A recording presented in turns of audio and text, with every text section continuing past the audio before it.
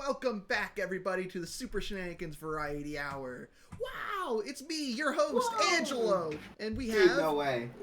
Liam, your other host who's also in the show. He's never been on the show before. I've literally never been on this show. Yeah, but today we're going to go ahead and take 2025, take that whole year and look at it in review, going over all of the wonderful... all of the comic book movies that came out this year. Yeah. Of different quality. Varying quality levels. Correct. And what better one to start with than the one I totally forgot came out last year, which is Captain America. It's literally the movie. Brave New It's literally World. the movie of the year. It's literally the movie of the year. Captain America: Brave New World. Was released. Everyone, we are ranking these as we go through, so hang in there for our wonderful ranking. Good catch. Watch till the end, or you won't know. Mm-hmm. And don't skip. We know you can do that. Don't do it. Don't do it. We will not be making a graphic. We're too lazy. You can't try that. So, Captain America 4... Brave New World came out in February 2025, February 14th in the United States. Valentine's Day. Yeah, dude, that's true. Why'd they do that? The most romantic movie with your IDF agent, your fucking big stinky red president, and your giant adamantium celestial. We can't talk about the IDF agent part yet. We have to summarize. Okay. Captain America: Brave New World was directed by Julius Ona and came in February 14th, 2025. It was written by like 6 freaking guys: Rob Edwards, Malcolm Spellman, Delon Mousson, Julius Ona, Peter Glanz, and God, the movie sure does feel like it. We could just rip the Band-Aid off. This is the worst one by a lot. Yeah. Oh yeah, for sure. Just marred by obvious rewrites, bad editing, shaky action, and just really poor character work almost entirely throughout. Oh yeah, so rough. Where do we want to start with our deconstruction of this movie? Or let's go. Let's start with how do we feel about any of the characters? Do we like Sam as Captain America, or whatever the Falcon's name is? Yeah. Overall, Joaquin Torres. I don't know if that's the actor or the character. So I like Sam Wilson a lot in the MCU before this movie. And then completely devoid of charm. In this one, they take away all of that Anthony Mackie charm, all of that little snark and snip, you know, all that little energy. All his quips are so Steve Rogers coded, like it's so traditional, old school, like why I oughta type of character. Yeah. Except for when he like occasionally has a moment with the Phoenix. No, not the Phoenix. The Falcon. The Phoenix, Jean Grey falls in from the cosmos. Or other older Captain America, Isaiah Bradley, I think. Yep. Most of the characters in this movie are really quite nothing. There's of course there's Sam, who like you said, they really just take away everything that's worked about him in any of the previous movies, and he's kind of just like a nothing character in this. He doesn't really go through any sort of arc. He just kind of like says legacy is hard sometimes, but you don't really feel like legacy is hard sometimes because they dealt with all those issues in the Disney Plus show that came out before this. Yeah, they did, and they kind of teed it up for him to like really step into his own as Captain America, you know, to further we kind of did that already. Prove himself, and it's like, oh, okay. His sidekick is okay. He's one of those sidekicks who's like, I have to prove myself, and then almost dies, and whatever. And other than that, he's just a little silly. He is a silly little guy. The only 2 characters who really, for me, work in this movie is Harrison Ford as Thunderbolt Ross, and it's Carl Lumley as Isaiah Bradley, right? Yes, correct. Yeah, I think. Everyone's favorite God. voice of Martian Manhunter. I love that guy. They're the only two people who feel like they're actually doing anything in this movie. Thunderbolt Ross is the only person who I think has like an actual character arc that starts and ends and all of that. Yeah. He wants to prove himself a better man after all the mistakes that he made with the Sokovia Accords and the Avengers splitting up and all of the stuff that happened. But the problem is, everybody in the universe is trying their absolute hardest to rage bait him, and also he's a Hulk. Yeah, and also he's a Hulk, which the movie treats like you don't know. But all of the marketing was like, look at a red Hulk. Look at this red Hulk. And it's like, okay. Even though Ford's doing it for a paycheck, he delivers just enough that at least in this movie it just happens to stand out because at least he's giving something. Yeah. He's at least I felt something. Anything. I felt something from him too. Compared to everyone else that was just kind of there with very him wooden and Bradley, personalities. who went through, from what I understand, because I didn't watch the Disney Plus show, went through a lot of terrible stuff at the hands of the United States government and is forced to, he's mind controlled to assassinate the president and gets arrested again. And I did really feel for the guy because Carl Lumley is great. Yes. And those are the only two characters in this entire movie. Oh my god, dude, he's not the Thinker. What's he called? What's he called? The leader. Yes, the leader, not the Thinker. That's from DC. Yeah. This is the worst character of all time. Dude, he just goes like rough. This entire movie's a bad Hulk movie with Captain America tacked onto it. It's terrible. Dude, he just kind of says like there's like a 90% chance he'll do this, and then he's wrong every single time. He does the shit I hate about every like smart character in a poorly written thing is they start throwing numbers at you. They're like, actually, there's a percentage that like. Yeah. It's so rough. And, because the characters are, like, void and nothing, the plot itself is void and nothing. It has all of the, like, aesthetics, quote-unquote, because it really doesn't even have the aesthetics of a spy thriller, political thriller. Yeah. It has all of the basic framing of a political thriller, but with absolutely zero politics in it at all. Correct. Yeah. It does. It has no points to make. There's no thematic reason for this movie to exist. The biggest movie with no stance ever taken. The most neutral film you could ever watch. Nothing. It's like it's not even neutral. It's just nothing. It's just nothing. It doesn't even pretend to have anything political to say. True. It's just like, Mr. President, your circle's compromised. Mr. President, you're red. By bad guys. You're red now because your circle was compromised. Mr. President, you're literally red. Mr. President, watch out. Take your pills or else you're gonna go red.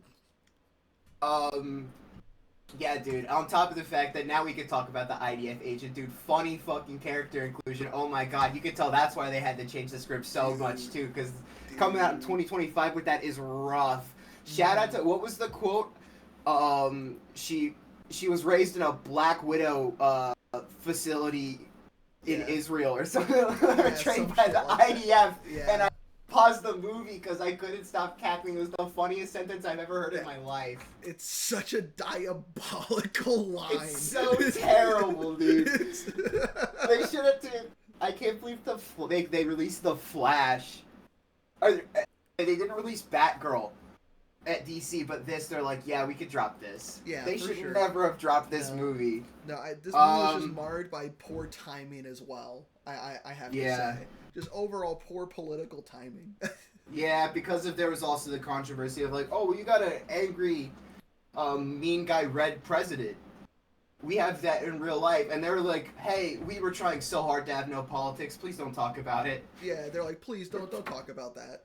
Please don't talk about that. The big celestial, the big celestial-sized elephant in the room, still sort of gets half addressed. Like, they don't fully do anything with it. The movie's about a trade war over the Celestial, but who cares? But who cares? And they don't even really focus on it. They focus so much on the Harrison Ford Red Hulk, Isaiah Bradley mind control plot that has nothing to do with the trade war.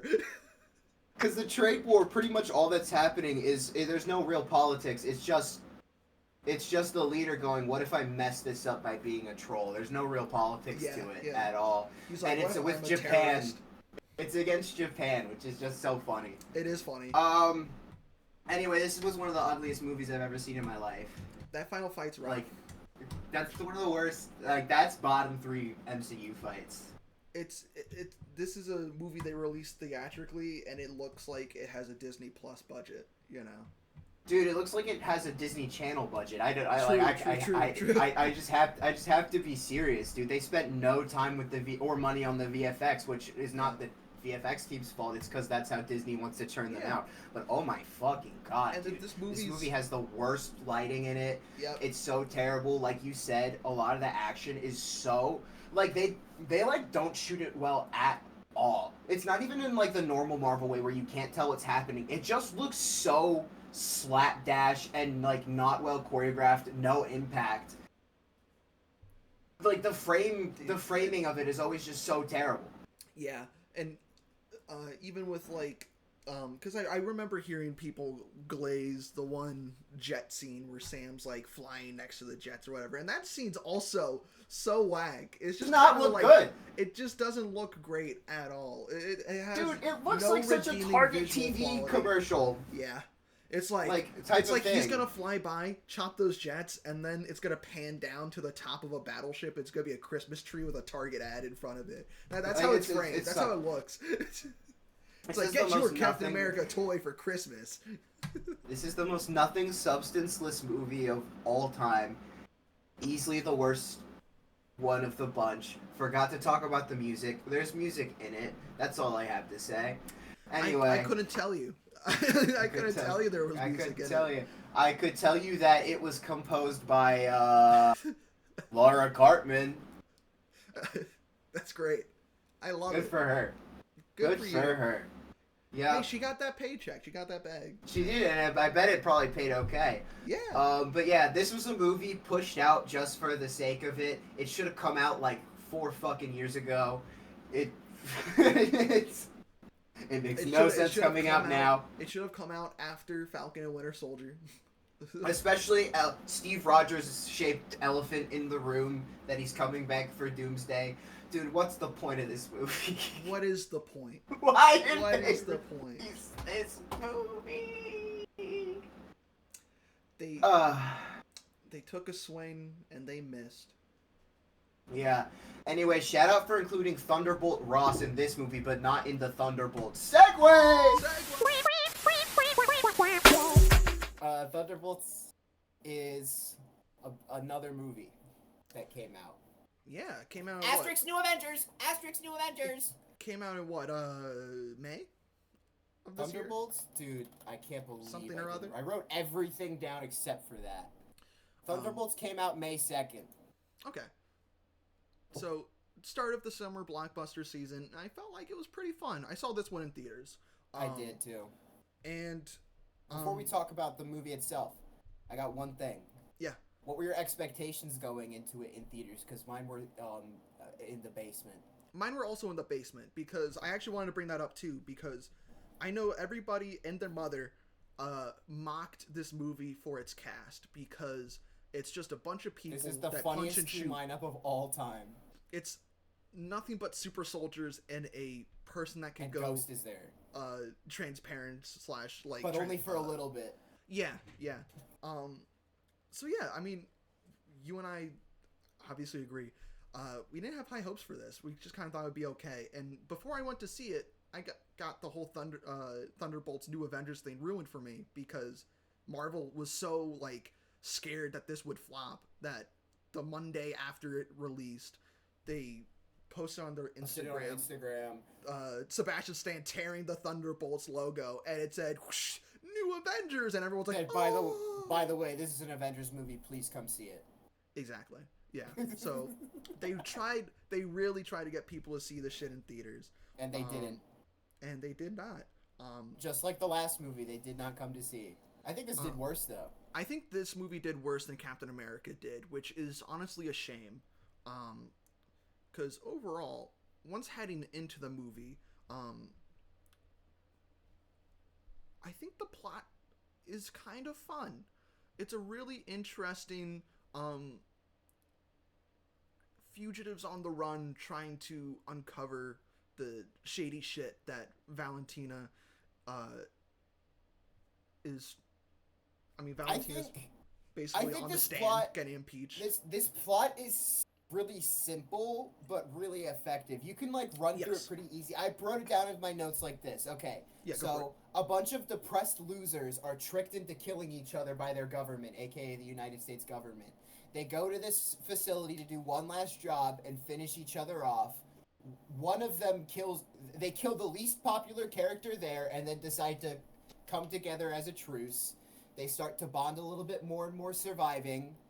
They decide to make their escape, team up to try and save their friend, and then ultimately team up to save the world. It's a very, like, simple story structure that we've seen a million times, but I think it works because this movie has 2 writers. Because this movie is written by Eric Pearson and Joanna Kahlo. And there was one consistent vision throughout the whole thing, and so this movie actually has a point and it works. I believe this movie was one of the first things post Marvel's big shakeup because of how whatever show came out at the end of 2024, and then obviously Captain America, Marvel did that big shakeup of like, okay, we need like showrunners, we need proper writers, we need to like have a refocused vision. We can't keep making bad stuff anymore. Yeah, they're like, we can't keep making schlock. Oh no, we keep making too much shit. So this was the first big movie that came out of that big creative overhaul, and I think it's actually it made me hopeful for the MCU again because I walked out the theater going, okay, that was fun. I think that was actually a solid time. My out of theater review was literally, you could ask Shaman because we saw it together. Oh my god, that was a movie. Yeah. It looked more like a movie than Captain America did, and obviously that's not hard. I don't think we'll get to that eventually, but this has a script that works. Yes, exactly. Thematically, this is obviously like it's a big, obvious allegory for mental health. All of the characters suffer from poor mental health and don't address it. Yep. Until like later into the movie. Yelena Belova is kind of our main character. Definitely. And the antagonist, the other antagonist slash main character of the film, Bob, aka Sentry, aka the Void. Aka the Void. I felt like Lewis Pullman did a very compelling performance with him. I thought that was a really good job. Lewis Pullman is great. So I think his line deliveries are great. He has a very like dude bro way of speaking, which is very like atypical. I think a lot of Marvel movies, a lot of line deliveries are very similar. Joss Whedon-y. He's very much like a dude type of character. He is like a recovering drug addict. But also because of that, his physical performance is fantastic. He's always like hunched over and holding himself and kind of like comforting or grasping. His facial expressions can be like really strained sometimes. He oftentimes, like you could tell, looks very out of it. I think Lewis Pullman's performance is fantastic. Yes, and especially when he becomes Sentry, he gets this kind of very indignant, like you see like something change in his eyes. He gets much more like very like yeah, exactly. Becomes more authoritative in presence, and then when he becomes the Void, it's this much more whispery, it's like a silhouette, raspy silhouette with like a cool glowing eye VFX, but like more like reflective eye than glowing. Yeah, it's like you only see the reflective pupils, and it's this very effective spooky effect. I think that Sentry was an incredibly strong character here, and one of the things that made it work. Obviously, he's one of the like core characters, but going back on Yelena, I did not expect to come out of this movie giving a fuck about the blonde Black Widow. Yeah. Now she's just one of my favorite current MCU characters. Yeah, she's and I'm really like, fun. I didn't expect that at all. I think Florence Pugh plays a really good conflicted hero here. She wants to do better for herself. She wants to break out into a more heroic role like Natasha before her, but is constantly held back by these issues that she doesn't confront, and the movie makes her confront those problems through the Void's weird mental scape stuff, which I think originally they had planned to do more of those with like Ghost and Bucky and Red Guardian, but I think they trimmed the fat. I think they ended up having to trim the fat, quote unquote. Yeah, I would have preferred to see those scenes. I kind of wanted this more. Movie's from already the other 2 hour. Let me see. I don't remember what it is, not counting the long ass fucking credits, but it's 2 hours 6 minutes, and they've been trying to keep them close to 2 hours. Yeah. On top of that, too, Wyatt Russell as U.S. agent, I did not expect to come out of this movie kind of liking the guy. I don't think he's nearly as, like, he's not the main character in the same way that Bob and Yelena is. He doesn't get as much focus, but he's definitely, like, the third most focused on character, I think. That's why I wrote down my notes as well. And then I think Red Guardian is just kind of there to be support to Yelena. He's funny, but he does not very deep. I think U.S. agent is funny, but you also get the tragic element to the character where he's like not a good family man, and he's letting the stress of what happened in Falcon and the Winter Soldier, which I don't know, I saw a clip, so I'm not going to talk too much about the context of it. Yeah, but obviously he suffered a lot of consequences for it. He killed a terrorist, and that tore his life apart. And like, is he a good guy? Not necessarily, but they do a good job of making him like sympathetic and a little like pathetic in a way that like makes you go like, oh. And he tries to play himself up as such a macho role, and then you see just that glimpse of him and his baby, and him just scrolling through all the news articles, just being like, fuck, people hate me. I'm the bad Captain America. Oh no, you know. And I'd say Bucky as Congressman Barnes is such a weird fucking choice. He's actually so bad in this movie. I hate to say it, he's the worst person in the movie, I think. He gives nothing. He really does give nothing. He's just there for hype moments and to get the characters from point A to point B. He really does nothing except, oh, we gotta stop Valentina DeFontaine.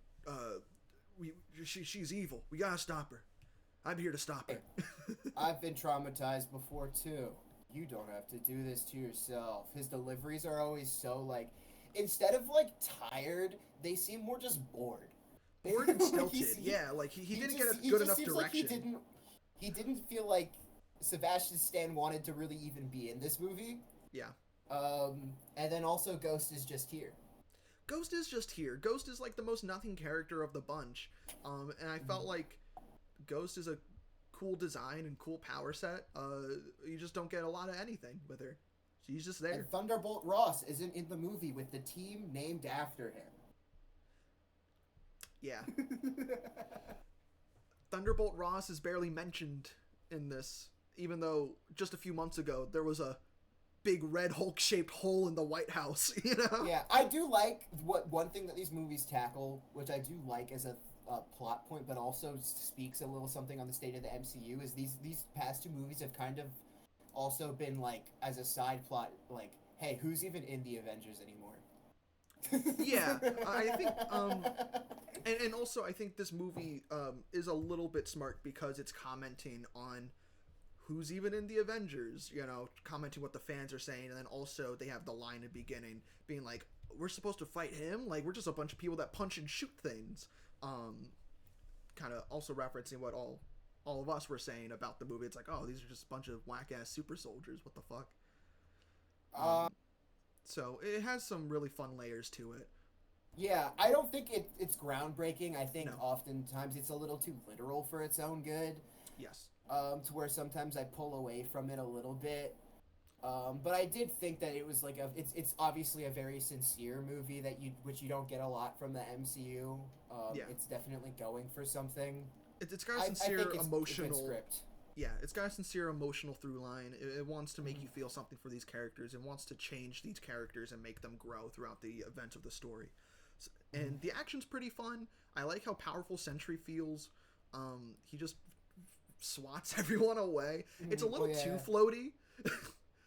A little bit. It's a little weird. But this movie visually looks better than Captain America: Brave New World, but that's because that movie looks terrible. This movie, it's still a little gray. Mostly does not look that good to me. I think that especially like in the base, like some of the blocking isn't great. The lighting is really trash. Some of the VFX shots can be very hit or miss. The Void was a fantastic VFX. Yep. Where like putting the reflective bit on a fully shadowed silhouette and putting him outside in broad daylight looked really cool. He looks great. But also there's equal many shots where like a door closes and it looks like a PS2 texture, or Bob flies in the air for the first time and it does a close-up shot on his face and it's the most Disney Channel chroma key you've ever seen in your life. Yeah, it's pretty rough. And there's even some of the more just weird effects, like when Red Guardian saves that girl, the rubble that breaks over his back just falls like foam board and it just like stays standing upright. It doesn't fall over. It's just like dunk. And then that's that one bit where U.S. agent is holding up a thing and saves a person from under it, and instead of like helping him get out from under it or anything, the whole team just goes, and we're gonna all push it over. Yeah, it's the weirdest, like, yeah, we're a team now. Like, them all saving these people together shows that they're, like, working together as a team. Like, we don't need this big team-up moment. What we need that team-up moment for is when they're... We can all push this random bit of rubble over for no reason. It would have made the ending bit with the void inside of Bob's head more impactful if they didn't do that fuck-ass, like, rock push. If they were all grabbing and trying to pull Bob the bit where they're off of hugging the at the end would have been way more impactful, because that'd be the first time they really were, like, openly like embracing each other for real. Exactly, that's what I'm saying. And also on that note, the only time that I think this movie does look good is the dream room segments where suddenly the lighting is good because they're trying to throw on. It's weird. They're trying to throw on a mood, but only for this part. Where the rest of the movie very much just looks like basic coverage. The lighting is a lot more like cleverly like done through windows and stuff like that. It's shot a lot more hazy. The blocking is usually a little better. The camera is a lot more dynamic. Like it'll be like going around objects and going through things and falling. And I think that section of the movie looks really good, and that's it. Yeah, it's weird how these movies are based off of comic books, but they have like the most stilted, boring, bland like shot choice. When you flip through all the pages of like stories that they try to pull from for these movies, and it's really dynamic and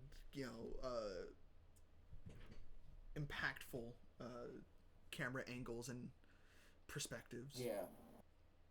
But overall, I like this movie. I think it's good. It's not great, but it's good, and it's a step in the right direction for Marvel. We're obviously putting it above Captain America: Brave New World. I don't think that's up for debate at all. No, I don't think anybody would argue otherwise on the planet. Actually, Captain America's at the top of the list. It's actually the best movie here.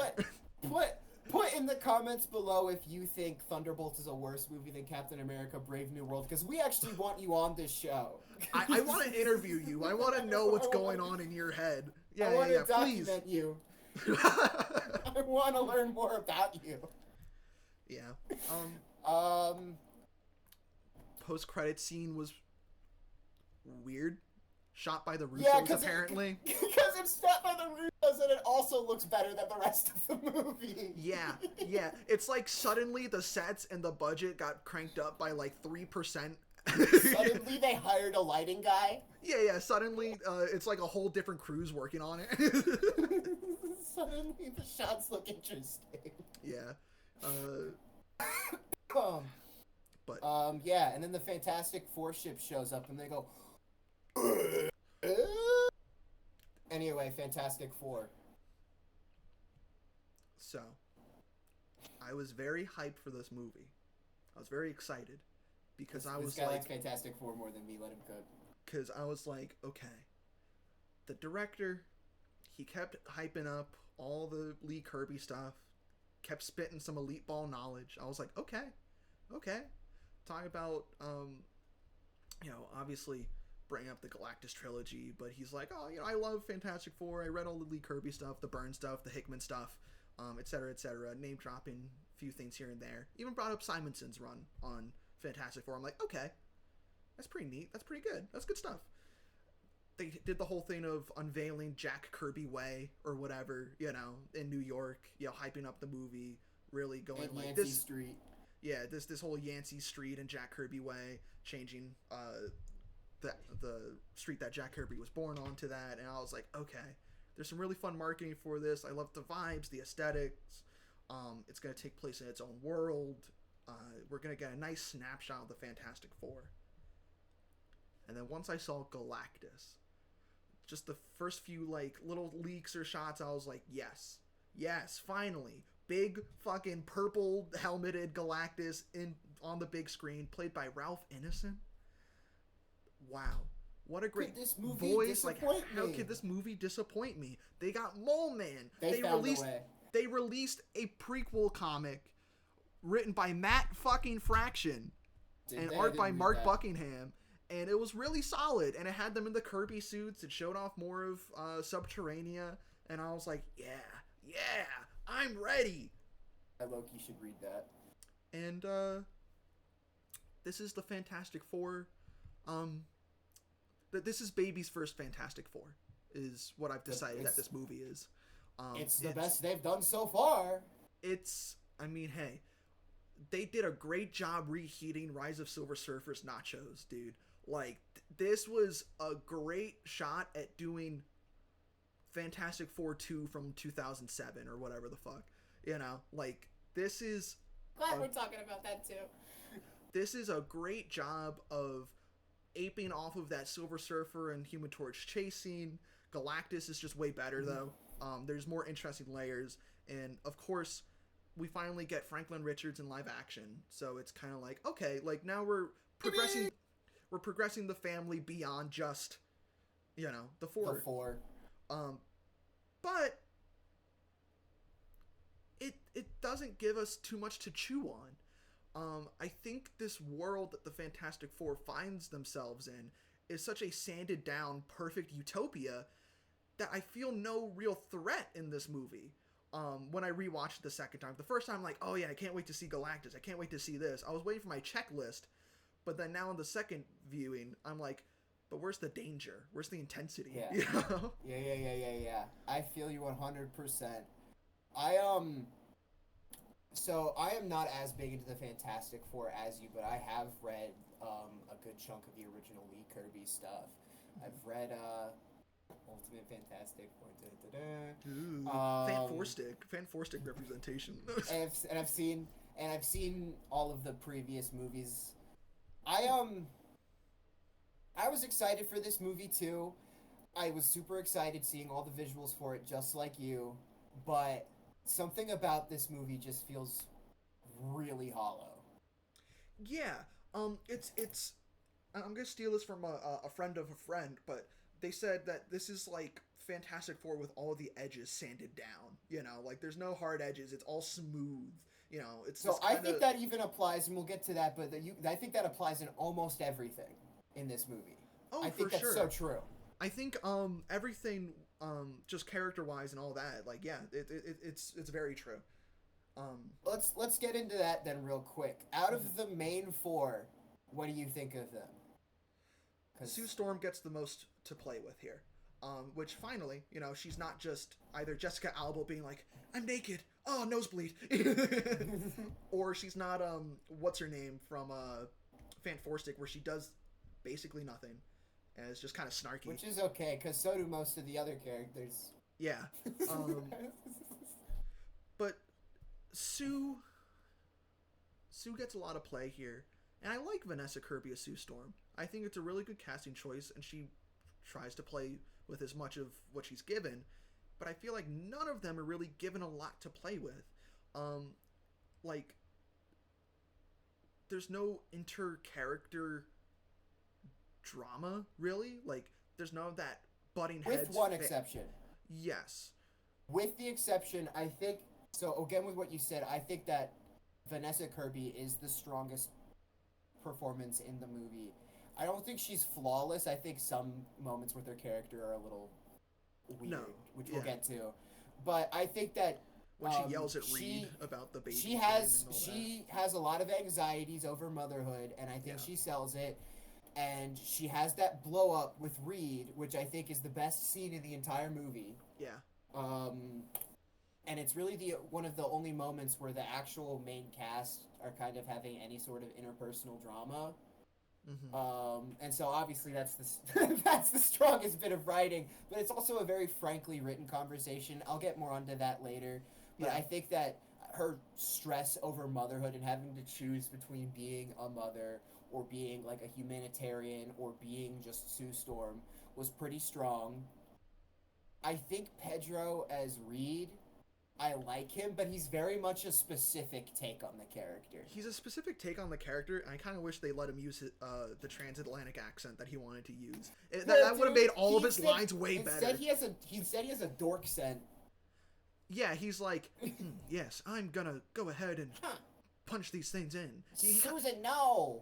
He kind of has a little bit of a Star Trek-y vibe about him. He's a little Shatner in it with some of his line delivery.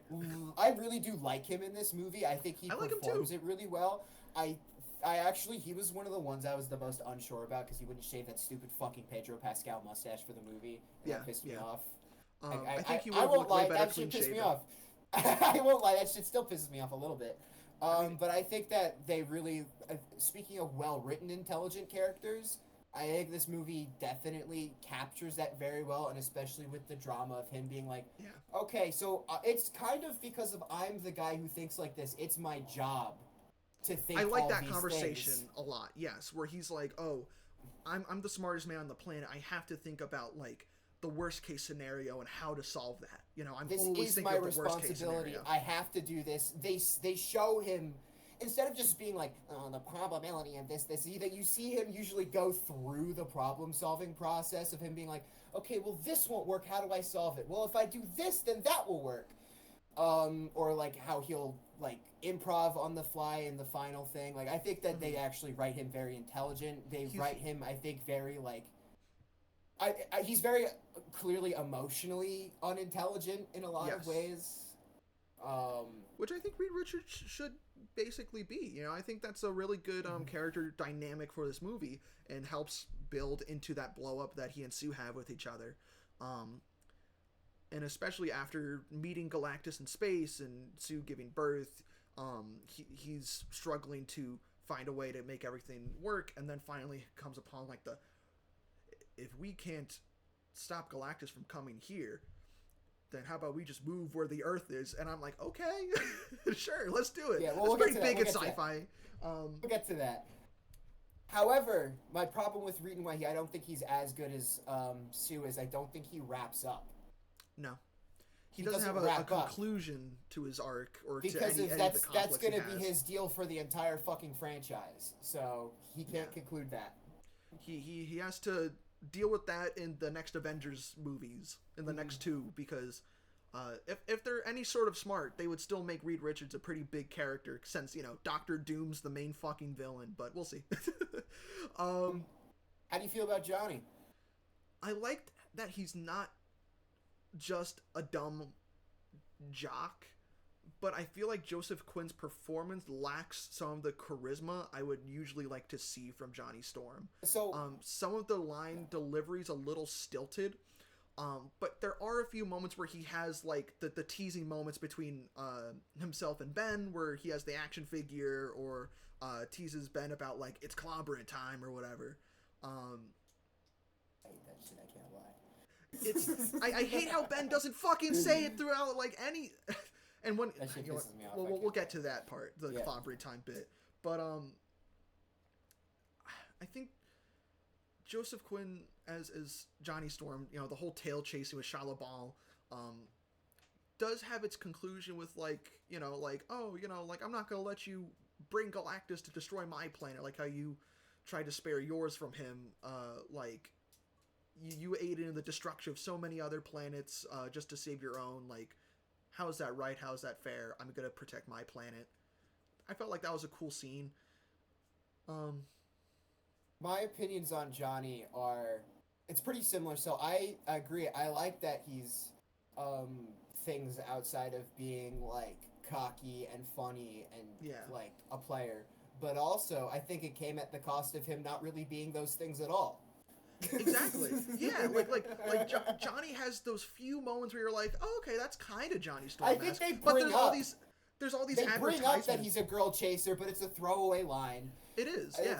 I think a lot of the more like he's the character who suffers, I think, most from the shave down. I think they shaved away all the hard edges off of him.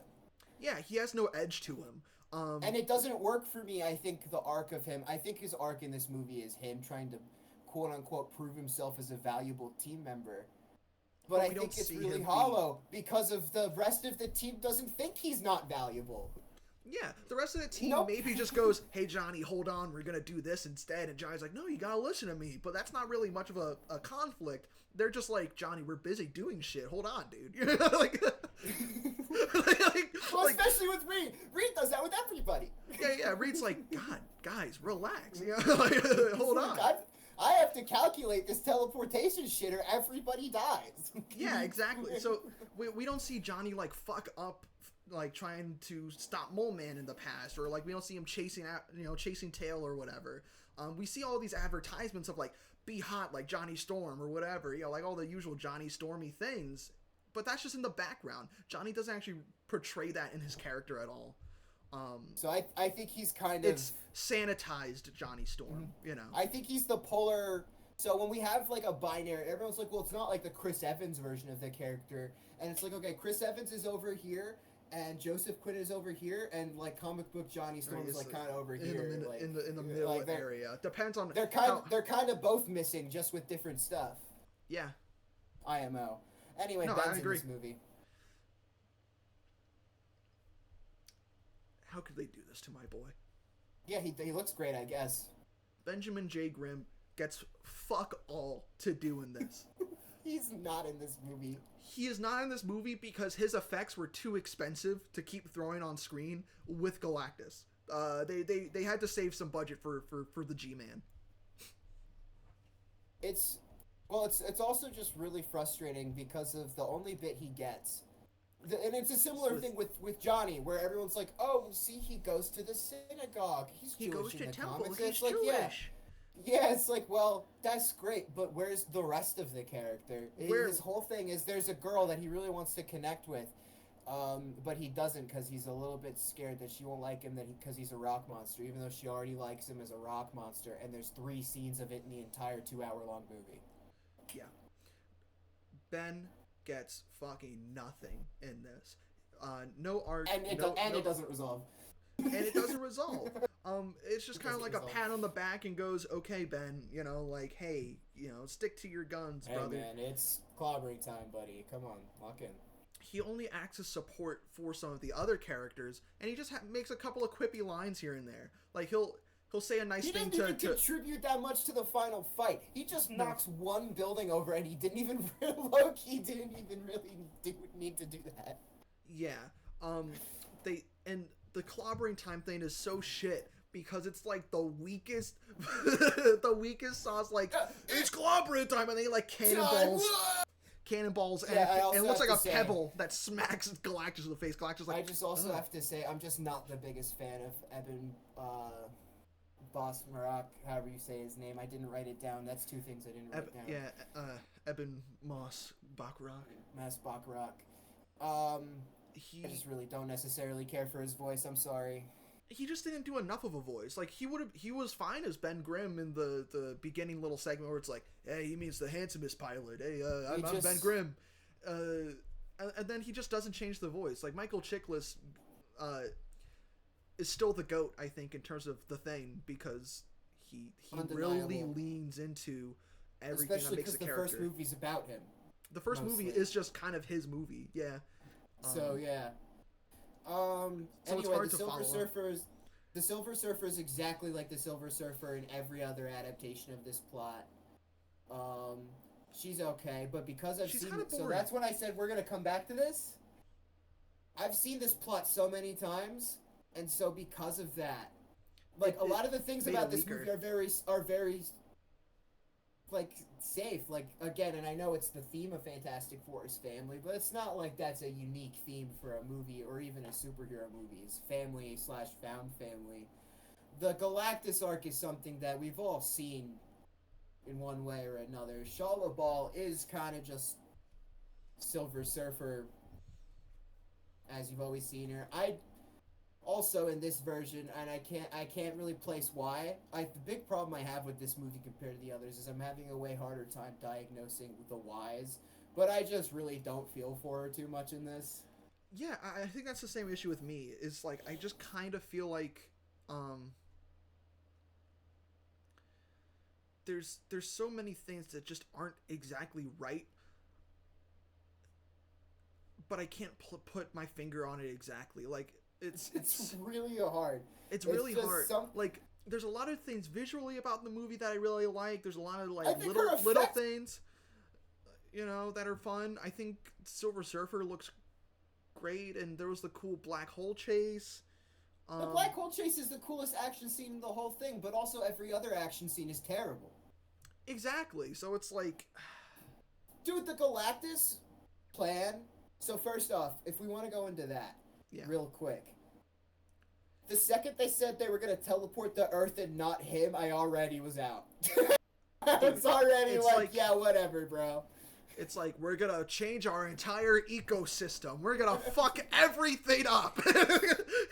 Just so we can run from Galactus. It's like, okay, sure. And then yeah, we'll do that. Their bright idea is let's use the baby as bait, like a cartoon, and bring him into the big triangle with all of the hazard warnings. And then Galactus is like... And I'm sorry, I couldn't help but laugh in the theater. It was so I'm not kidding. cartoonish. I was giggling in the theater during the climax of this movie. I thought the final action sequence was kind of shit. And Ben Grimm just going like, I'm gonna knock a building down. Dude, it's so... And their New York just feels so empty or like so staged. Like it doesn't feel because like a you're living, not allowed to breathing be world. in it very long. So this movie is really shaved. This movie's also famous for being meddled with heavily and cutting a lot of stuff from it. They the cut like 30 was minutes in this from it or movie something. at the end. The Mole Man was supposed to be way more of a present character. There was a whole fucking other villain who wasn't in this movie. Yeah, the Red Ghost, who would have ended up, John Malkovich, who would have ended up like discovering Galactus's signal out there, and that's what would have kind of keyed the Fantastic Four into weird cosmic shit going on and wanting to go back up into space. This world is visually charming. I'll say right now, this is the best looking one. This movie does have some wonky VFX moments, like all the others, but I think it looks strong. It's very colorful. The lighting is usually pretty good. The VFX are usually strong. I think the blocking is usually pretty good. This is a very well put together movie. The soundtrack by Michael Giacchino is fucking fantastic. Yes, the super soundtrack's iconic. really good. I love it. It's really fun. But this movie was built and advertised on character moments and character dynamics, and we just didn't get it. Yeah. If there's any movie that probably should have been able to stretch over that kind of 2-hour mark that Marvel's trying to keep everything under like 2 hour 10 minutes, I think it should have been this movie, because there's just so much that we need to not even like establish really, but just kind of like so much more that we should have gotten from these characters, I think, and so much more that was planned that ended up getting chopped. Yeah, this movie just feels like a lot. Like, they cut the fat, but they cut so much fat off that this is a very lean product now. There's not a lot there. They cut so much of the fat off that it's like an anorexic product, like you're just... we're working it's a with skeleton. a very minimal, bare bones sort of thing here. I think that a lot of the character arcs don't wrap up very conclusively. I think Sue and Johnny are the only ones that do, but again, I think Johnny's arc is kind of weak. This is a movie for the Storm siblings, and even then it's kind of like not really a great example of what either of them are truly capable and then of doing. the famous moment too where the whole world is mad at the Fantastic Four, and then Sue Storm goes out and says, hey, don't worry about it though. And I'm sorry, I know that there's some people talking about the significance of, oh, well, in a more optimistic world where everyone trusts their experts, we're able to come together like this much easier when we're able to put aside stuff like that. But also, it's a cartoon, bro. This is a fucking cartoon world. Like when the Fantastic Four And show not up on in the main and MCU, And not in a fun way in the No. way Superman is. No. Where it's very like, deliberate. this is a cartoon world and like an accidental, like everything's so squeaky clean and fun, you know, like there's no geopolitical conflict, there's no like this world besides Latveria, I guess, is just so united, and it feels like too sanitized, you know, like it doesn't feel like a Well, and also because of that, it makes Sue's arc feel not as strong. Because the pushback went away the second she just said, hey, don't worry about it. Yeah. So, do you have any more thoughts on Fantastic Four?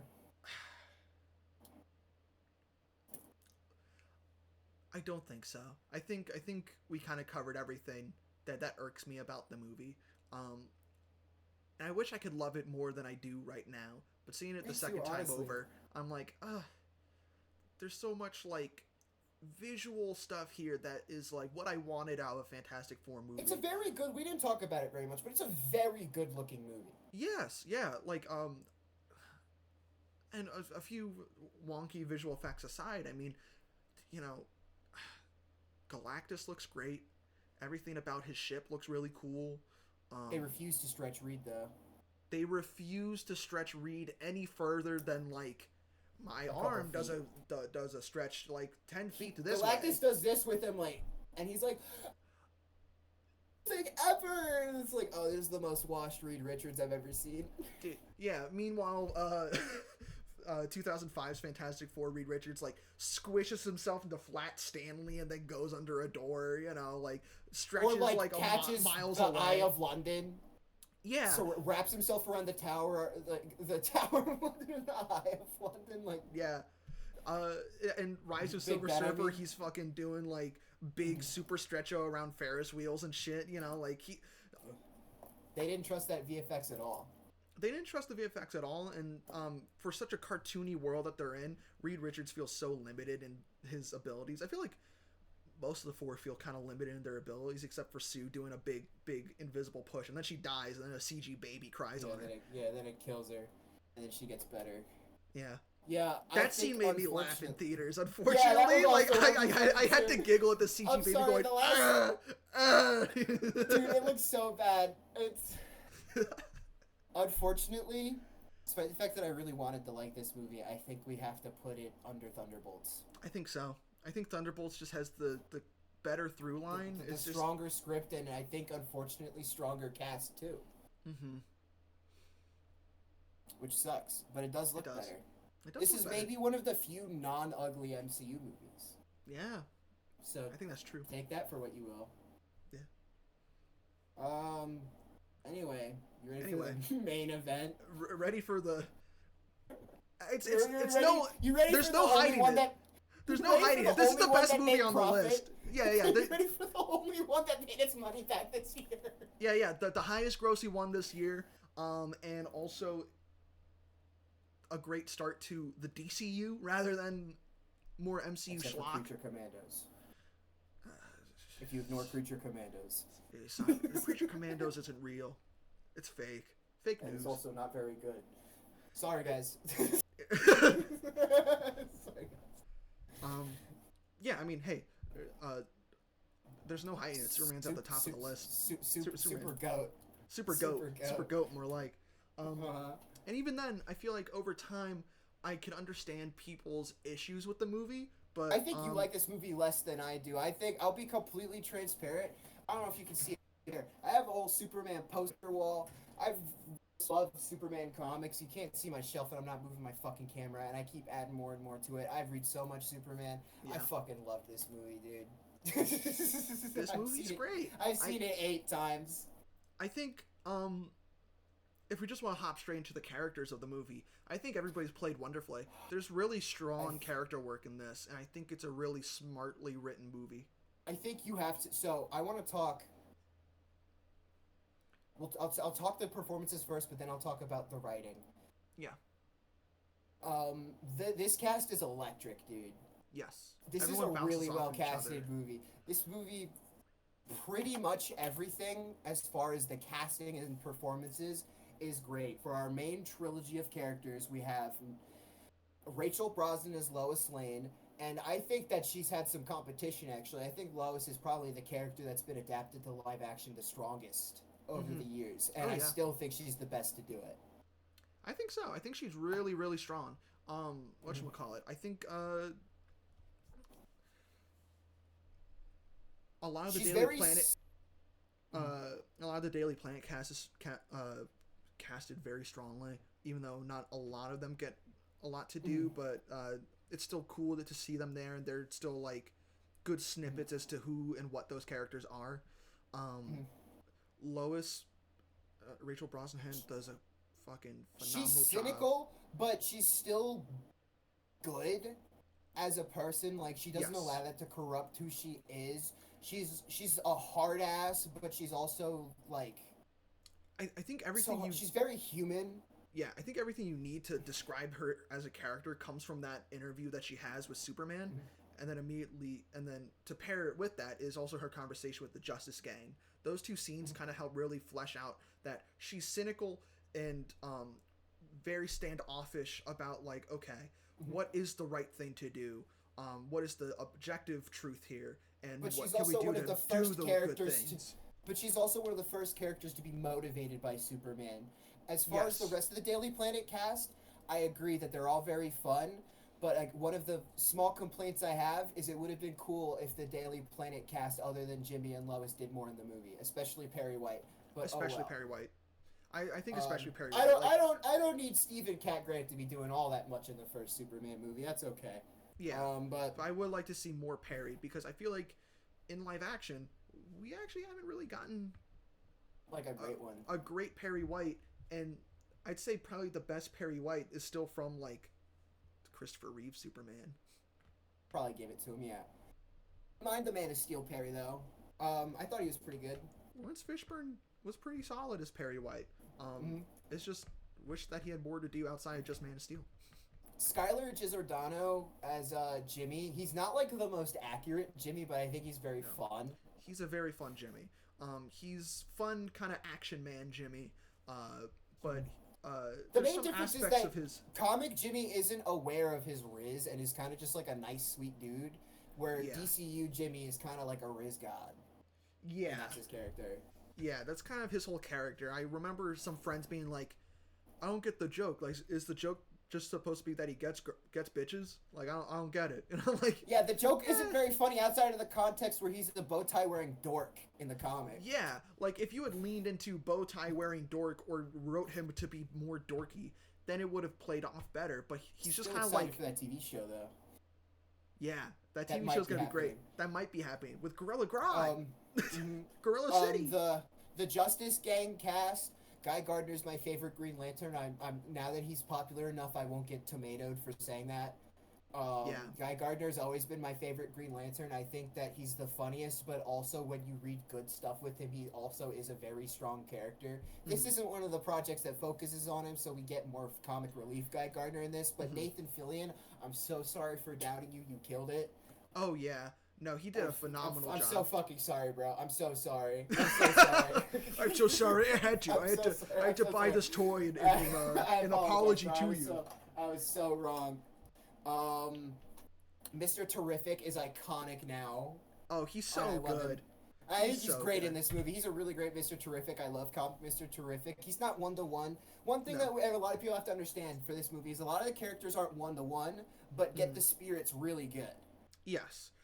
This is definitely an adaptation and a reinterpretation of these characters. It's not going to be perfect under James Gunn's kind of view within this movie, but there's always room for the characters to change and be more accurate or otherwise, or just to grow as characters throughout their own projects. Great metamorpho. I love him in this movie. Yes. He's so fantastic. The Hawkgirl doesn't get much to do, but she's kind of to do, but she's really great. She's fun and snarky, but she's also really cool in her action scenes. Yes, she gets a lot of cool stuff to do. With her hawk screech, it's so cool. Yeah. Yeah. The most baller just constantly screams anytime she's in a fight. The Luthor Corps, I have to keep not saying LexCorp. Yes. The Luthor core staff is all really funny, and I think it's like a way better version of what they were trying to do with Otis and Eva in the 70s version. Yes. Where he's I got think just so. like a bunch of like tech bro, like Silicon Valley dorks who adore him. Like, imagine he just has a crew of AI bros who just adore him and are like super dedicated to killing Superman. Yeah. Nicholas Hoult, all timer. All-timer Lex Luthor. I think he's The actually best, like except the for best. I haven't seen Smallville. So people say Smallville Luthor's better, but I haven't seen that show. Smallville But- Luthor, I think, is really fun, but it touches a lot upon a more Silver Agey Lex, where he and Clark are in Smallville together, grow up. A little bit of that mad scientist angle, but We're going to talk about this in a later episode. Yeah. But Lex Luthor exists on a paradigm, like I said before, between crazy mustache twirling mad scientist Dr. Doofenshmirtz ass shit Yeah. and Donald Trump. Yeah. And Nicholas Hoult is exactly in the middle. He Yeah. is perfectly both of them. He's cartoonishly off the wall a hater. He throws around his privilege like nobody's business. He's a complete mad genius. Yeah, I think the only other adaptations of Lex that really get this is like Superman the Animated Series into like JL and JLU. Where I think this is a little more. That version's more CEO composed, though. This version leads way more into the like loud haterism of it. I love it. It's really good and makes such a compelling and just like villain you love to hate. He's the best. He's just really good in this movie. He's so good. And with David Corenswet as Superman, I mean. So before. Just say this right now. Yeah. Who's your favorite live-action Superman? Before, I probably would have leaned somewhere closer towards Christopher Reeve. Though I like the thing with TV live action comparisons, that TV have so much more room to experiment with the character and grow with them over the course of seasons. So like, I always loved Tom Welling in Smallville. But David Corenswet's kind of climbed to the top, I think. David Corenswet, I came out of that theater and immediately went, well, that was Superman. We That's got Superman. him. Yeah, that's Superman. We did it. Absolute perfect diamond casting. And listen, I think, and we'll talk about it later, there are some qualms to have in the writing of the character, but as far as the performance David Corenswet delivers, this might be one of the best superhero leads ever. Yes. Like, just bar none. This guy is one of the most charming people I've ever seen in my life. Yeah. Dude, like, literally, I'll bring it up later when we talk about the writing of the characters, and I agree. I think Superman's writing can have some iffiness here and there, but Corenswet plays the character off so well and is just so true to who the heart of the character is. And you could tell in interviews, too, that, like, he got invested into playing the character and knowing who this character is. And he'll throw it all away if they invite him to Star Wars. Yes, yeah. He's like, I just want to be a X-Wing fighter. Or, I want to be an X-Wing pilot. I want to be a Jedi. The thing that makes David Corenswet such a miracle is that a big thing that people have been worrying about with adapting the character of Superman in the 21st century is, can we sell a character who's this corny and still make him feel like a real person? Or do we have to change this? And for this movie, they decided to keep him as kind of the very corny optimist character that he is, but simultaneously flesh him out so much that he still feels like a real guy who exists. And it's a miracle. He feels like a guy that would meet at, like... He feels like a guy that would read comics. Like, I would go to work and he'd come into the shop and be like... Hey, He feels like a guy who exists out there. He's just like, a real dude. He does. Like, the way he talks and relates to his parents, the way... I think Mom and Pa Kent are fine in this. They just don't get a lot to say. I like him more than you. I think overall, there's just a lot of strong, like, ways that Corenswet plays the character that makes Clark feel so... His mannerisms are tactile, so strong. so real. The way he delivers dialogue, like, the way he doesn't swear is in such, like, the way he grew up, like obviously he grew up in probably like a very like Christian community. I've grown up in Christian communities. I've met guys who talk like him, like Golly. gosh. Oh, I can be gosh. such a jerk sometimes. Like I've met people, and he like sells it like he says it as if gosh is as bad as saying fuck. Yeah. He says it with the same like emphasis. He's like, gosh. Gosh, I can be such a jerk. Like he's so good. Now to go into writing, there's two avenues in this where I think it's brilliant: the structure and the thematic. Yeah. Which one do you want to go into first? Let's talk structure and then how that leads into the thematic angles of the story and all the character work there. This is the riskiest superhero movie plot structure I've seen in forever. Mm-hmm. And I think it mostly works. Yeah. No, for sure. I think everything going from Superman's off-screen like interruption of the Jaranpur Baravia conflict to everything with the Justice Gang flying in, getting involved with the big kaiju, the different layers of the DCU that get overlapped, along with Luthor trying to sell his Raptors and Ultraman to the Secretary of Defense and all that. Like it builds and builds and builds in a nice way that keeps the kettle slowly heating up until it whistles at the very end, you know, like the water's boiling. The last thing I would say is slowly. The thing about this movie that I think is so great, a lot of people criticize it for being overstuffed. I don't think it's overstuffed. I think it's honestly perfectly stuffed. This movie, the big theme about this movie structurally is this movie could be described as a week in the life of Superman. I described it to friends as like just hopping into an arc of Superman. Like that's how it feels to me. This feels like a comic book plot. I'm just picking up, you know, issue 50 of Superman up to issue 53. Like this is like 3 issues. And they said they cut it from the editing because of test audiences didn't like it because they're cowards. They used to have days of the week markers between scenes. This movie is a week in the life of Superman. And a week in the life of Superman is hectic and chaotic, and the plot knows it. Yes. The plot knows a lot's going on. You guys. Yeah.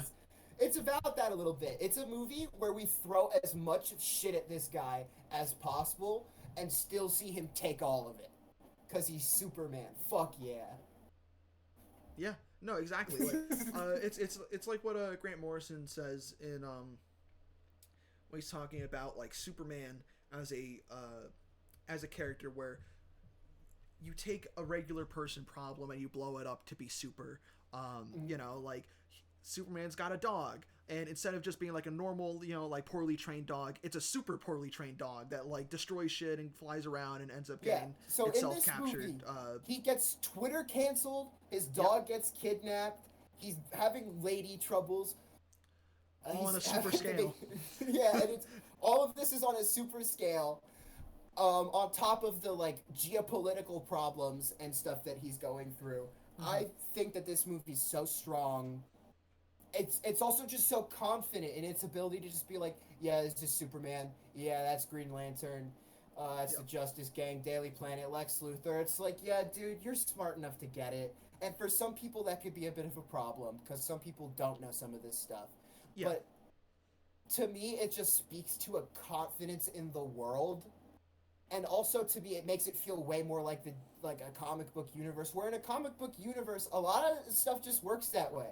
Like Green Lantern goes to a diner and eats cereal and no one gives a fuck. That's the type of world that DC Universe is. And the opening crawl also gives you just a great setup, and it makes the world feel so lived in, where it's like, you know, like 300 years ago, 3 decades ago, 3 days ago, and then like 3 hours ago, or like 3 minutes ago, or whatever. 3 minutes ago, he got his ass whooped. Yeah. So it's a very lived-in world, and compared to Fantastic Four, where it's like, oh, it's comic booky just in terms of like surface aesthetics. This is like comic booky in world and setting, and it's confident in doing so, and it makes it feel like this is just how this world works. Yeah, this movie's a great thrill ride, like roller coaster of this is a Superman just in the middle of his like you said, it's a week in the life of Superman. This isn't concerned with his origin at all. It's not stopping to explain shit to you. like, oh yeah, this is an alternate dimension, pocket dimension. They'll just drop one line of dialogue like, yeah, this is this. It works like this. Go. Yeah, and also, if you're going out to see Superman, the movie also is kind of expecting you to just, within our current climate too, just expects you to know, like, oh yeah, you've seen Spider-Verse, you know what other dimensions and pocket things are, you've seen other Marvel movies, you know superhero things, everybody's seen a superhero movie. You know what a superhero team is. Those are the guys on it. Get over it. Yeah, and then also, you know, you've seen sci-fi things before. You've seen Star Wars. You've seen this. You know, like, you know sci-fi elements. Like, this is a movie that's just giving you all of these, I don't want to say tropes, but usual devices in those types of stories, and just going, okay, you know the very base knowledge of it. This is how it works in this world. Let's just run, you know? This movie is pretty much exactly as long as Fantastic Four, and does still have some cut stuff that I think should be added back in, which I'll talk about in a second, but I think this feels so much fuller of a movie. I think all of the narrative things that it puts down we'll convert to thematic discussion in a minute where I can expand on it, but every single plot line is set up and paid off, and nothing feels like it's left dangling, and there's a lot of plot threads, and they all feel like they're there for a reason. Yeah. This movie is so strong. And the only thing that I've seen people complain about in terms of, like, dangling plot thread is, like, what happens to things after Hawkgirl drops the head of the dictator Doesn't of matter, Arabia. we'll see it and later. it's like, exactly, it's like, that's not a problem in for a way this that, movie. In a way you know, that like, Fantastic Four doesn't work, because it's not a character thread like that. Yeah. It's not a character arc. It's okay, what are the world geopolitical story. ramifications of this? That's something that's okay for us to come back to later. Exactly. You know, like, we don't need that part fulfilled. We know that all of the character things got fulfilled, and we're still feeling satisfied by the end of the movie. So yeah, let's get into the thematics of it all. Now, the other thing that makes this movie so strong is that this is also a movie about so much shit, and it does it all really well. I think so. I think that, so there is the thematic element of how does Superman exist in our cynical world today? Very What's So Funny About Truth, Justice, and the American Way. Yep. Issue 775. One thing that I think is really strong thematically about Superman in this movie, and one of the reasons I disagree with Grant Morrison's critique about him not showing up at Bravia at the end, is that a big part about this movie is that Superman is the character that he is, and the world is the way that it is, but instead of Superman changing to meet the world where it's at, the world changes to meet Superman where he's at, and that all of the characters throughout this movie are motivated by him, and he's the man from Action Comics. He is the man who takes action towards things, and that's how he runs in this movie, and everybody else in the movie sits there and learns from his example. Yeah. No, I entirely agree. I was one of those people that went, oh man, like, why didn't you go to Baravia at the end, and Jaranpur, and, like, help stop that conflict? That would have been more fulfilling narratively. But thinking about it like that, it is more of a character direction thing of, like, okay, Guy Gardner and Hawkgirl are inspired by and Superman Metamorpho. to go, and Metamorpho are all inspired to go after Superman's example and go help these people in Jaranpur and stop this invasion and stop what is morally wrong from happening. You know, they're superheroes. They do what's right. On top of Lois and Mr. Terrific. Yeah. So the movie starts, no one's on Superman's side. He did this thing, he intervened in politics, saved a lot of lives, but nobody's with him because it causes a lot of paperwork and problems and headaches. Yeah. But over the course of the movie, Lois sees, like, oh, there are more important things. And then she's motivated to take action against Lex Luthor. She goes to meet the Justice Gang. The Justice Gang blows it off a bit until she talks Mr. Terrific into it. Mr. Terrific goes into action. Then afterwards, we have Superman goes to the dimensional prison, the pocket dimension. Metamorpho doesn't want to rebel against Lex Luthor until he sees someone dies. Superman says, I can get us out of here. Frees Metamorpho and his son, and then Metamorpho, along with the rest of the Justice Gang, are motivated by seeing how much people want to be saved by this guy, because this guy takes action, and they want to be able to be that good person too. This movie is so good. There is the loose, less talked about anti-government and anti-corporation stuff Yeah. As far as how LexCorp is able to bribe and push around the government into doing whatever he wants and buying his contracts because of his massive amounts of wealth. And this then movie, the not so subtle jab about Lex's real estate plot with Baravia splitting up the Jar and Poor strip. I mean, well, we're gonna get to that. That's another thing where again, it's critical of our government. It's critical of our billionaires, and what type of power they have over us. And then the Jar and Poor Baravia situation, which is Israel-Palestine, but also Russia-Ukraine at the same time. yes. Dude, I can't believe a major motion blockbuster touched this and touched it well. As much as James Gunn says like no, don't, like trying to yeah, right.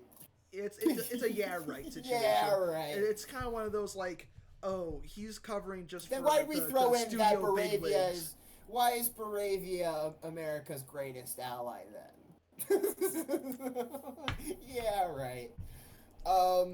So he really touches upon this and is one of the few. And listen, not to say that it's a revolutionary piece of media or anything, but it's brave for a major motion picture to go, hey, the genocide that is going on against the people of Gaza is not okay, and that morally you should be against this. And the movie makes that point. Yeah. That we should be against this. And that's just a very brave thing for a massive Hollywood studio blockbuster to do. I think it handles it pretty strong. I think that it condemns our implicit support of it through our government and Lex Luthor. And again with the allyship thing and how it's unpopular to intervene even if it is the right thing, but how ultimately it is the right thing. This movie's just so good. yeah, And ultimately the superheroes condemn it and stop it in a big final hoorah, fuck you, genociders moment. I just think that this is such a thematically strong work. There's only one theme that I don't like. You say what you're gonna say. I think overall, it's strong. I think that theme of taking action. Superman is the man of action comics. Is very compelling. It's very powerful, and it makes us want to do better. Right. That's the whole point of Superman. I think the movie nails that right. But I think there's aspects of Superman's arc here that I think are just a little too. I'm trying to find a way to formulate it. I think it's a way of too well, lightly. I'll say what I'm gonna say about the last theme, and I'll see if that ties in. Yes, go for it then. James Gunn heavily talked about how another important theme of this movie was that it was an immigrant story, and I don't think that part was great. I think everything involving the L's, the Krypton stuff, and to preface, I recently, I made this dude read Birthright. I made this dude read Birthright. I read Superman Birthright, but then I also read John Byrne's The Man of Steel. I did make that happen too, yeah. And I think that reading those kind of make me feel a little bit more jaded towards this movie because I could see more of John Byrne's Man of Steel in this than I do the themes that are present in Birthright, where Birthright embraces the I am a man of both worlds. I can respect and love my heritage, and the end of Birthright is so good. But also be a human of Earth. I could be both of these things. Yeah, he's like, these aren't mutually exclusive. I could be both. Well, Man of Steel goes, fuck it. I don't really care if I'm an alien. The last 3 pages I'm just dude. He just yaps for 3 pages, going, yeah, whatever. I'm a human. I do have all guy. these memories, and I'm so appreciative that they saved my life. But also, I really don't give a fuck. Yeah, I don't give a fuck about Krypton. Like, who the fuck gives a fuck about Krypton? But I also really And I feel like don't care. I feel like this movie ends up making it a little bit weirder and more mean-spirited towards Krypton because of that. That was my point. Yeah. The L's in Man of Steel, a lot of people are like, oh, and this is from Man of Steel. The Man of Steel L's were more so. Morally Lara good. was more like. They both weren't pro, hey, you have to save the Earth and be a better man and teach them the way. Lara was a little shocked and thought that Earth was a backwater, boony planet, and was like, well, maybe he can bring some culture there. But Yeah. Jor-El was kind of just like, No, I I don't think give people a fuck give. what he does. We're talking about John Byrne's Man of Steel. Yeah. Yeah. Yeah, people always ape on that, but I think they really I misunderstood really don't think it. that they were. Like, Yeah. Lars just kind of like, oh, that place is kind of fucked. Like, you want to send him to this, like, yeah, like you were saying, like, backwater, like, low technology, and then This Jor-El's is like, no, imagine like, you were like he's- sending your orphan to Madagascar like jungles, like Yeah. to them is the equivalent of that, and her going like, oh god, and then Jor-El just being like, yeah, but he'll No. be alive though. He'll be alive, he'll live, he'll have a chance at can do life, whatever and the hell he also wants when he's he'll there. be very powerful there. The Yellow Sun will Yeah. make him strong, so we He'll be shouldn't fine. have to He worry can about do him. whatever the hell he wants. Yeah. Where the movie makes it so that they want him to conquer Earth, and that's a decision that, while in the context of the movie, I think works fine. Nature versus nurture isn't what Superman is about. No, Superman's immigrant story should literally be more focused on He's a accepting product of both heritage. nature and nurture. Yeah, it's for him. It's both. You know, like his nature is to do good already. I think that's what Birthright does really well. Where Superman, that's a good like origin, because Superman is doing his journalistic thing. He wasn't really doing much superheroing as a youth, except for like saving a few things here and there. And decides for himself, like, no, I want to keep doing good. I want to save people. I want to be a journalist. Like, this is my life. It's who he is as a person. And then knowing his Kryptonian heritage was like, oh no, like, we want you to go down there and do the best that you can do, and that we love you, Kal-El, etc., etc. Yeah. Along with the raising up of the Kents, making him that stronger person. It's much more compelling, and the way Lex's interaction with the Kryptonian heritage of Superman in Birthright mirrors some things in this movie that I think Gunn just kind of took vibes from and just ran with. So I'm going to say one thing. People also, I think, really take it in bad faith for him as if he did it very intentionally anti-immigrant. And my response to that is, no, he's just a Gen X white guy. He just really didn't get he just really honestly didn't get it. What he was trying to attempt was to make Superman his own man, which is a thing that people have been struggling with, him being more of an independent character who, like, has characterization. And so what he's doing is he's taking what he knows of a parent story where he decides to become his own man, because that's something that he understands very well. And it didn't work well with the immigrant allegory because he's a Gen X guy who grew up in America, and so he doesn't really get it too good. And that doesn't mean it's above criticism, but I think a lot of people take it way more bad faith than it actually is, where you can just be like, hey, you didn't do that great, but I also don't think he's an evil guy. No, he didn't do it with malice in his heart going, immigrants are bad. No, he literally just went, oopsie. My thematic thing didn't mesh well with that. And of course, with Supergirl, we could see how Krypton actually was from the trailer that dropped just recently, as of time of this recording. But overall, I think for me, this movie was, I've definitely taken a few steps back from it. Like, it didn't go down in rating for me that much. I think it's like half that. I think, and then I also don't like how they treated Ultraman at the very end beat of his story arc. Yes, yeah. Where he kills him, and then we kind of just move past it really quickly. I think is a very odd beat to have when this movie is so very clear about how much Clark values life and how much it bothers him when people die. I thought it was just an odd beat. And I understand some of the issues Grant Morrison had with the movie, to bring up our old friend Grant. Shout out to them. They're the best writer ever. To the homie. But personally. But I feel like Superman is a little too much on the back foot in this, in terms of, I think James Gunn got a little too worried about Superman feeling overpowered, that Superman's always getting fucking curb stomped until the very end, which is a very minor critique. I actually disagree entirely. Yeah? I think, so first off, we established that he lost to his clone, who was being coached.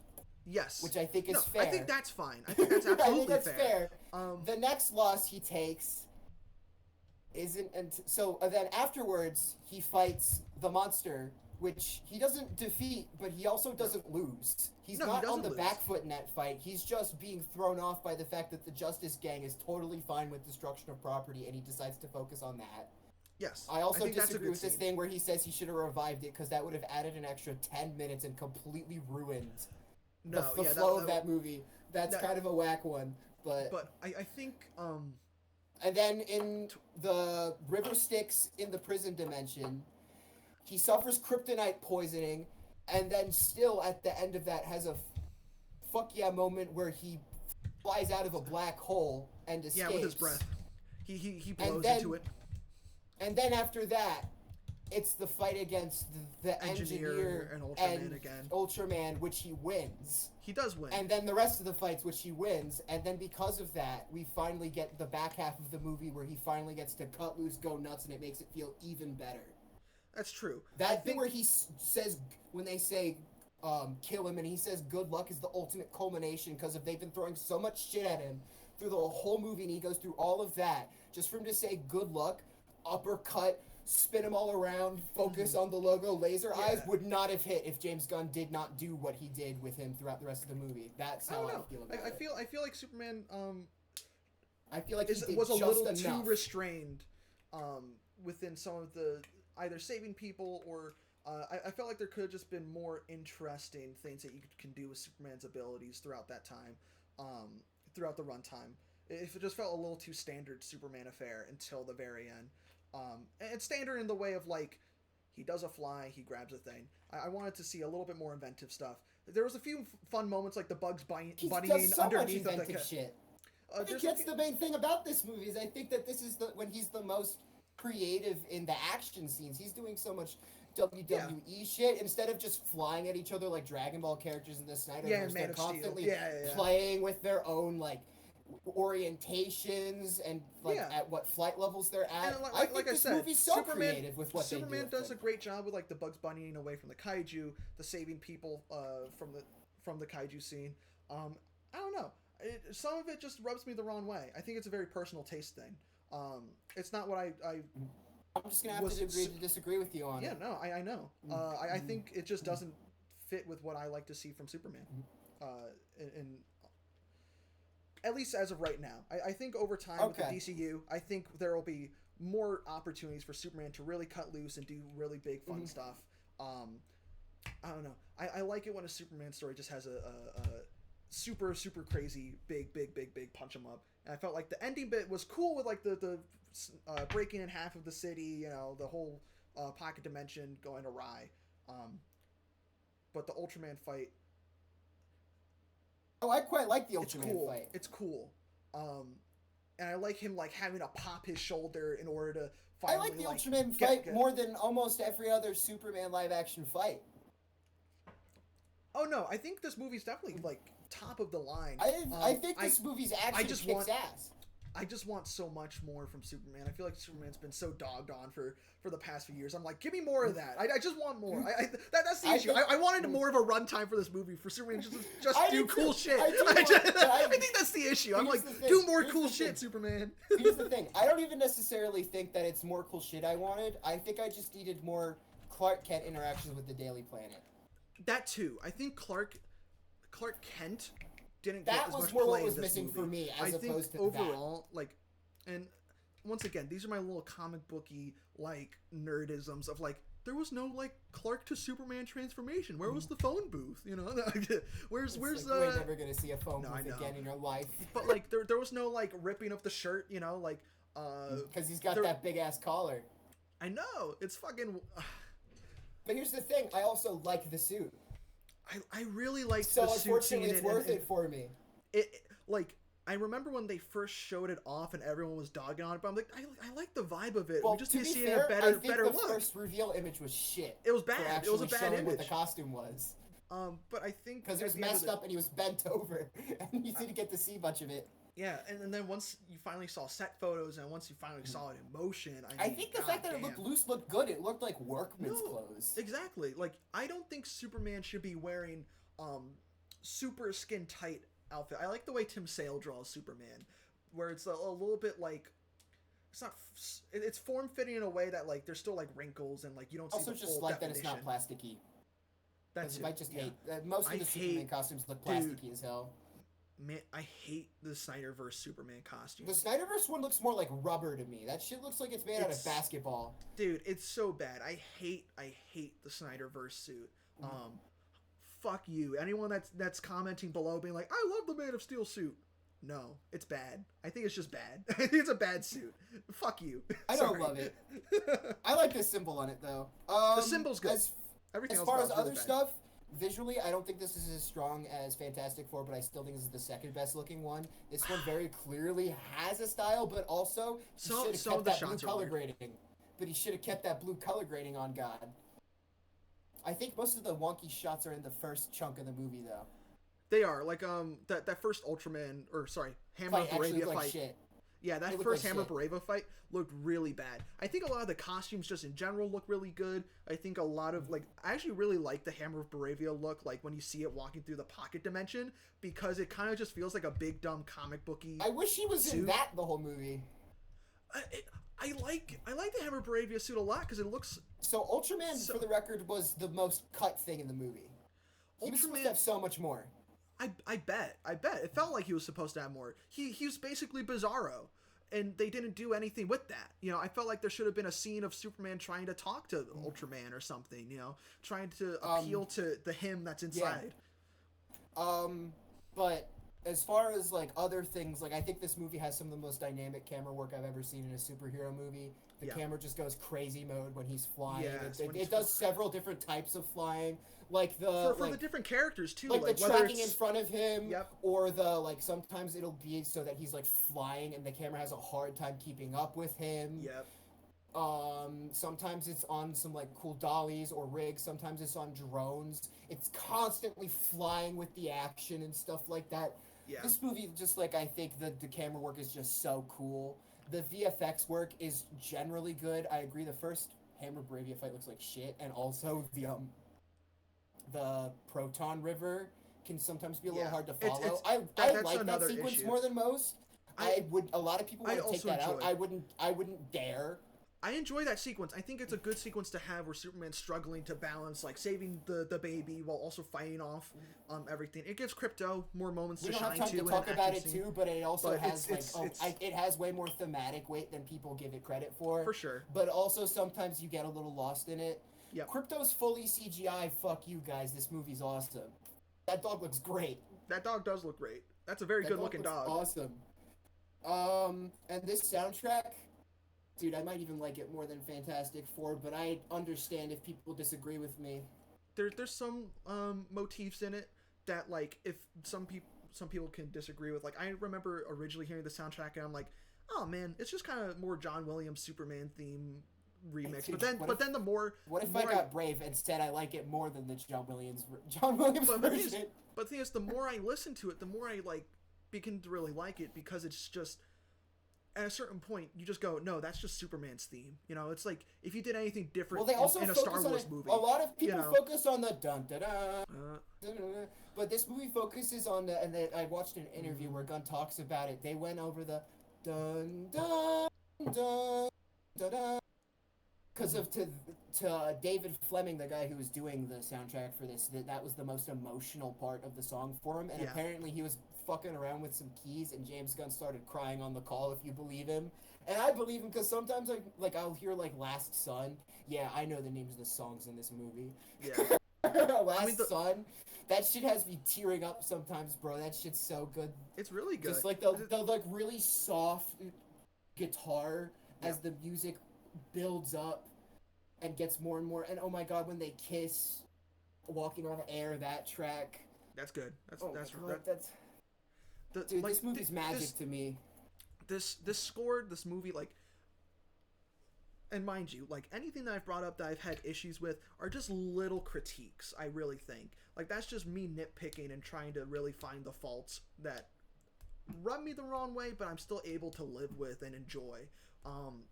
And after listening to the score, I mean, it really represents like a new, emboldened, and very passionate Superman. You know, this character that is emotional and also shows a lot of strength. And also that Luthor Corp theme's badass. Dude, shout out to Netanyahu theme that everyone thought was Batman. Yeah.